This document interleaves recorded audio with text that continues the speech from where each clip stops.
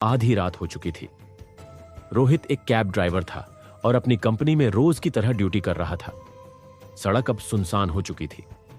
उसने घड़ी देखी, रात के 1:30 हो चुके थे। यार, आज तो काम ही नहीं मिला। अगले 10 मिनट देखता हूं, नहीं तो घर ही चलता हूं, उसने खुद से कहा। तभी उसके फोन में एक राइड की रिक्वेस्ट आई। उसने उसे तुरंत एक्सेप्ट किया और गाड़ी को लोकेशन की ओर ले गया। थोड़ा आगे बढ़ते ही एक काला कुत्ता उसका रास्ता काट गया। रोहित ने गाड़ी रोक दी। अरे यार, काला कुत्ता, ये तो अच्छा शगुन नहीं है। वैसे भी इतनी रात हो चुकी है। चलो, कोई बात नहीं, भगवान का भजन चला लेता हूं, उसने सोचा। लेकिन जैसे ही उसने म्यूजिक सिस्टम ऑन किया, वह खराब हो गया। अबे यार, अभी तो ठीक था, अब खराब हो गया। खैर, पहले कस्टमर को पिक कर लेता हूं, रोहित ने कहा और गाड़ी आगे बढ़ा दी। लोकेशन पर पहुंचते ही उसके सामने एक पुराना बंगला नजर आया। बंगले की लाइट्स जल रही थी, लेकिन एक अजीब सी खामोशी थी। लगता है यही घर है। कस्टमर को कॉल करता हूं, रोहित ने सोचा। उसने कस्टमर, जो कि अनन्या नाम की लड़की थी, को कॉल लगाई, लेकिन उसने कॉल नहीं उठाया। क्या यार, ऐसे कस्टमर तो बेकार होते हैं, कॉल भी नहीं उठा रही, रोहित ने झुंझलाते हुए कहा। तभी बंगले का गेट खुला और एक लड़की बाहर आई। उसने काले कपड़े पहने थे और चुपचाप गाड़ी में आकर बैठ गई। रोहित ने पूछा, मैडम, आप अनन्या हैं? राइड शुरू करने के लिए ओटीपी चाहिए होगा।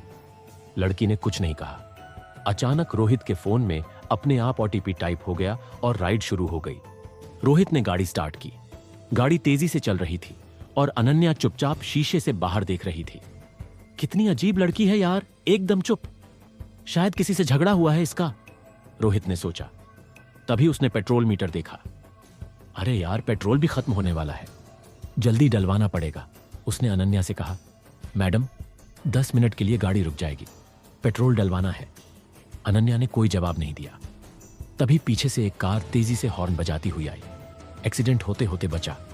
पीछे वाला ड्राइवर चिल्लाया, अबे पी के चला रहा है क्या? हॉर्न नहीं सुनाई देता? रोहित ने गुस्से में जवाब दिया, अबे तू पी के चला रहा है, मेरी इतनी बड़ी गाड़ी नहीं दिखती, ज्यादा मत बोल, पीछे लेडी बैठी है, नहीं तो अभी दिखाता हूं। पीछे वाला ड्राइवर गुस्से में बोला, कौन सी लेडी? बेवकूफ बना रहा है, आज छोड़ रहा हूं, दोबारा मिला तो देख लेना। वह अपनी कार की स्पीड बढ़ाकर चला गया। रोहित ने पीछे देखा। अनन्या अभी भी शीशे से बाहर देख रही थी, जैसे उसे कुछ फर्क ही ना पड़ा हो। अरे यार, इसने तो सुना भी नहीं, कितनी अजीब लड़की है, उसने सोचा। गाड़ी पेट्रोल पंप पर रुकी। वहां सिर्फ एक लाइट जल रही थी और एक आदमी खड़ा था। रोहित गाड़ी से उतरा और बोला, भाई सुनो, 2 लीटर पेट्रोल डाल दो। कैश है ना? हम सिर्फ कैश लेते हैं। हाँ भाई, तू पेट्रोल डाल, मैं एक सिगरेट पीकर आता हूं, रोहित ने कहा। वह सड़क पर खड़ा होकर सिगरेट पीने लगा। सिगरेट पीते हुए उसने दूर से अपनी गाड़ी की ओर देखा। उसे अनन्या गाड़ी में नहीं दिखी। अरे ये कहां चली गई? आसपास भी कहीं नहीं दिख रही। उसने सिगरेट बुझाकर गाड़ी के पास जाकर इधर उधर देखा, फिर गाड़ी के अंदर झांका। इस बार अनन्या अंदर बैठी थी। रोहित चौंक गया। अरे ये अंदर कहां से आ गई? अभी तो नहीं थी, लगता है रात का टाइम है, मुझे दिखा नहीं। उसने पेट्रोल वाले से कहा, भैया पेट्रोल डल गया, शुक्रिया, सवारी छोड़नी है, जल्दी निकलता हूं। पेट्रोल वाला बोला, भैया पीछे तो कोई बैठा ही नहीं था। रोहित ड्रॉप लोकेशन की ओर गाड़ी ले जा रहा था। सड़क सुनसान थी। तभी उसने देखा कि कुछ लोग एक जगह खड़े हैं और एक कार का एक्सीडेंट हो गया है। रोहित ने गाड़ी रोककर एक शख्स से पूछा, क्या हुआ, गाड़ी कैसे टकराई?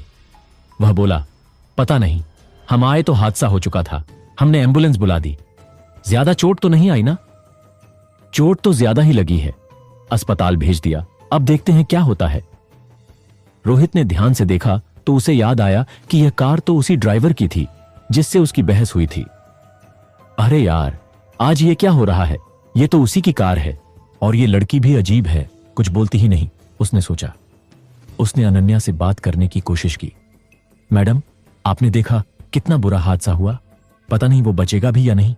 लेकिन अनन्या ने कोई जवाब नहीं दिया, बस बाहर देखती रही। मैडम कुछ तो बोलिए, आप जवाब ही नहीं देती। अनन्या ने धीमी आवाज में कहा, मुझे मेरी मंजिल पर छोड़ दो। हाँ मैडम, बस पहुंचने वाले हैं। लेकिन ये तो पागल लग रही है। लगता है इसे अपनी खूबसूरती का घमंड है। वैसे भी पैसे वाली लगती है, रोहित ने सोचा। अब वह एक सुनसान सड़क पर था जहां दोनों तरफ जंगल था। अनन्या की ड्रॉप लोकेशन यहीं खत्म हो गई। मैडम, आपकी लोकेशन यहीं है, रोहित ने कहा। अनन्या बिना कुछ कहे गाड़ी से उतर गई और सड़क के किनारे खड़ी हो गई, जैसे किसी का इंतजार कर रही हो। रोहित ने ऐप देखा, पेमेंट हो चुकी थी। मैडम, ये जंगल सेफ नहीं है, अकेले खड़ा होना ठीक नहीं। इंतजार कर रही हैं तो गाड़ी में बैठ जाइए। अनन्या ने कोई जवाब नहीं दिया, बस दूसरी तरफ देखती रही। छोड़ यार, इसे पागल ही रहने दे। रोहित ने गाड़ी स्टार्ट की और वहां से निकल गया। घर की ओर जाते जाते उसका म्यूजिक सिस्टम फिर से चालू हो गया। तभी उसके फोन पर एक और राइड की रिक्वेस्ट आई। उसने देखा तो वही अनन्या की राइड थी। अरे, फिर से इसी लड़की की राइड? लगता है इसका कोई लेने नहीं आया। चलो, इसे घर छोड़ देते हैं। उसने गाड़ी मोड़कर अनन्या के पास पहुंच गया। अनन्या अभी भी उसी सुनसान सड़क पर खड़ी थी। वह गाड़ी में बैठ गई। जैसे ही वह बैठी, म्यूजिक सिस्टम फिर से खराब हो गया। क्या मनहूस लड़की है यार, इसके बैठते ही म्यूजिक सिस्टम खराब हो गया, रोहित ने सोचा। उसने अनन्या से कहा, मैडम, आपको घर छोड़ना है ना? लगता है आप जिसका इंतजार कर रही थी वो नहीं आया। अनन्या चुप रही।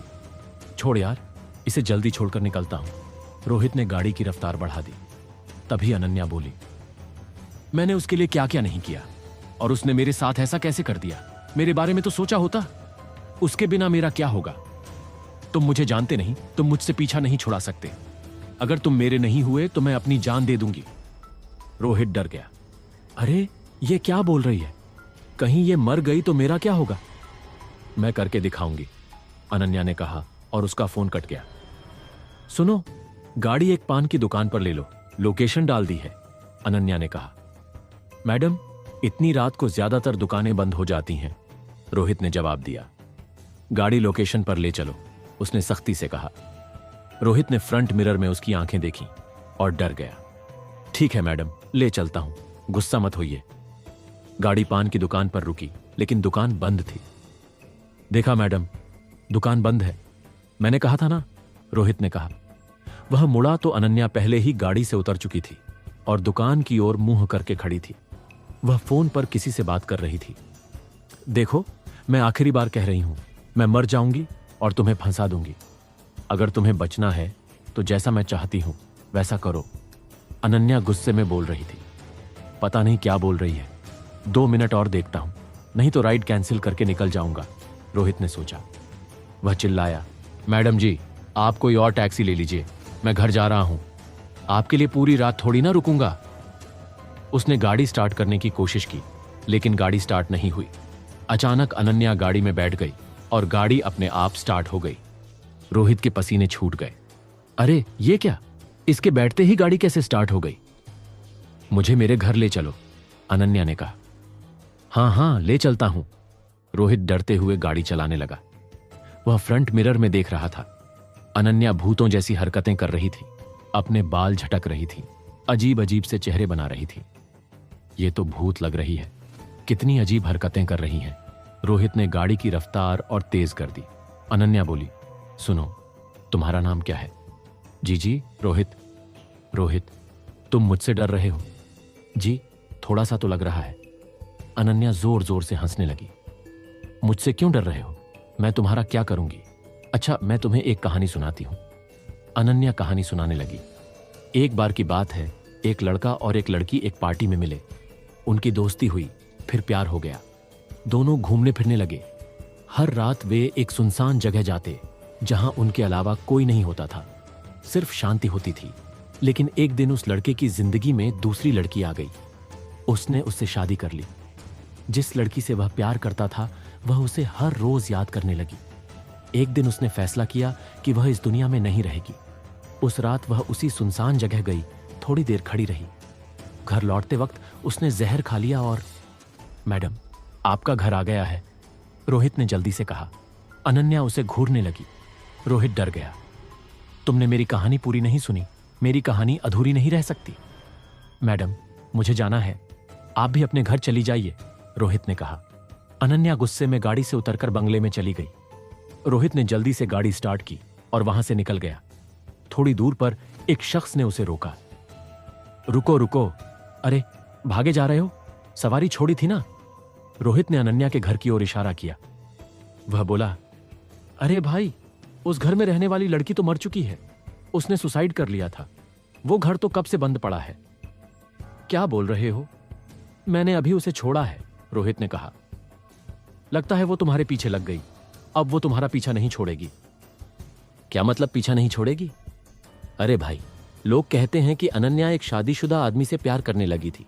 जब वह उसे नहीं मिला तो उसने खुदकुशी कर ली, लेकिन उसकी आत्मा यहीं भटकती है। कई ड्राइवर कहते हैं कि उन्होंने अनन्या को देखा है। वो अपनी मौत की कहानी सुनाती है और जो उसे बीच में टोक देता है उसे वो नहीं छोड़ती। अच्छा, तो मैं क्या करूं? रोहित ने पूछा। तभी उस शख्स का चेहरा बदल गया और वह अनन्या की तरह दिखने लगा। तूने भी तो मेरी कहानी पूरी नहीं सुनी, उसने कहा। रोहित डर गया और गाड़ी तेजी से भगाने लगा। अब उसे हर जगह अनन्या ही दिखाई दे रही थी, सड़क पर, गाड़ी के सामने। आखिर में अनन्या गाड़ी में उसके पास बैठी नजर आई। मेरी कहानी अभी अधूरी है, उसने कहा। रोहित डर कर चिल्लाया और गाड़ी का एक्सीडेंट हो गया। रोहित अपने घर पर बैठकर अपनी पत्नी के साथ खाना खा रहा था। क्या हुआ? आप इतने परेशान क्यों लग रहे हैं? उसकी पत्नी ने पूछा। छोड़ो, तुम्हें बता नहीं सकता। रोज की तरह ड्यूटी कर रहा था।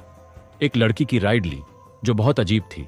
उसे ड्रॉप करने के बाद पता चला कि वो इंसान नहीं, उसकी आत्मा थी। वो मुझे अपनी कहानी सुनाना चाहती थी, लेकिन मैंने उसकी कहानी पूरी नहीं होने दी। उसकी पत्नी की आवाज बदल गई। कैसी कहानी? उसकी मौत की कहानी। उसका चेहरा अनन्या का बन गया। मेरी कहानी अभी भी अधूरी है। रोहित की आंखें अस्पताल में खुली। वह सपना देख रहा था। उसे अपनी पत्नी की शक्ल में अनन्या का चेहरा दिख रहा था। ये मुझे मार डालेगी, ये मुझे मार डालेगी, वह चिल्लाने लगा। उसकी पत्नी बोली, मैं आपको क्यों मारूंगी? डॉक्टर आए और बोले, लगता है आपके पति पागल हो गए हैं, इन्हें इलेक्ट्रिक शॉक देना होगा। रोहित को आखिर में इलेक्ट्रिक शॉक दिए गए। दूर से अनन्या की आत्मा उसे देख रही थी। मेरी कहानी अभी भी अधूरी है,